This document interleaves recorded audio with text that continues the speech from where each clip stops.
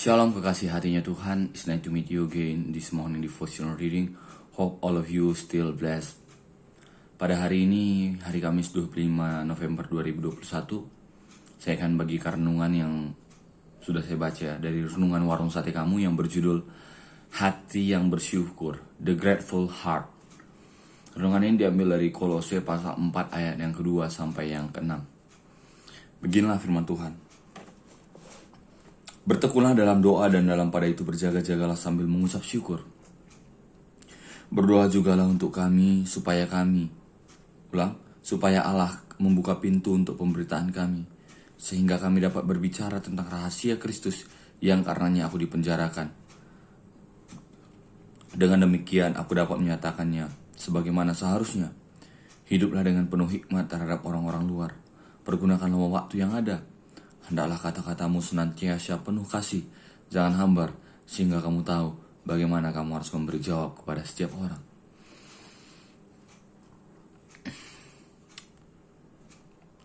Renungan hari ini yang berjudul Hati yang Bersyukur diawali dengan paragraf yang berkata bahwa Seneca, filsuf besar dari zaman Romawi kuno, 4 sebelum Masehi sampai 65 Masehi, maksudnya pada tahun 4, dia lahir pada tahun 4 sebelum Masehi dan meninggal pada 65 Masehi, pernah dituduh melakukan perzinahan oleh Ratu Messalina.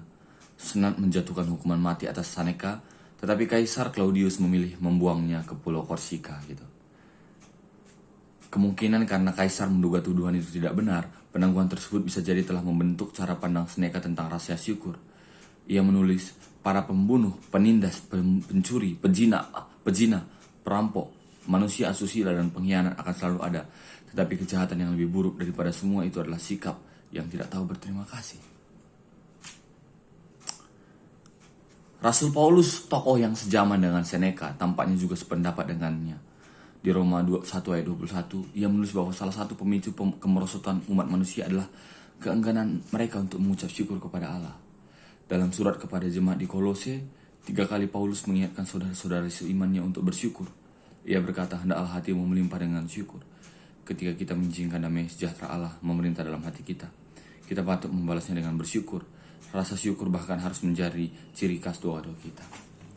Sometimes we forget to grateful to God gitu. Even itu hal kecil. Kemarin saya terpilih menjadi pemenang dalam caption terbaik dalam rangka Computer Science Anniversary atau CSA. Di mana captionnya saya buat bahwa jikalau kamu keras pada dirimu, maka dunia akan terasa lunak. Jikalau kamu lunak pada dirimu, maka dunia akan terasa keras. Caption itu oleh abang saya panggil dia abang, yaitu Bang Eliezer Sinukaban. Saya nggak menyangka bisa dapat juara. Setelah dapat juara itu saya chat langsung, saya buat story saya bilang, terima kasih buat nasihat abang beberapa tahun yang lalu.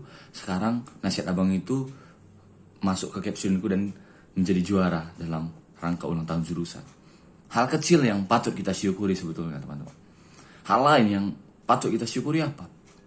Dengan kita, setelah kita bangun tidur, kita mengucap syukur sama Tuhan.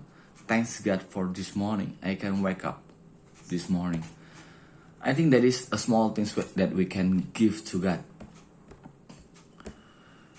Sini ada beberapa pertanyaan. Apa saja berkat-berkat terbesar ya dan paling berarti yang pernah kamu dapatkan dalam hidup? Yang saya bilang tadi teman-teman.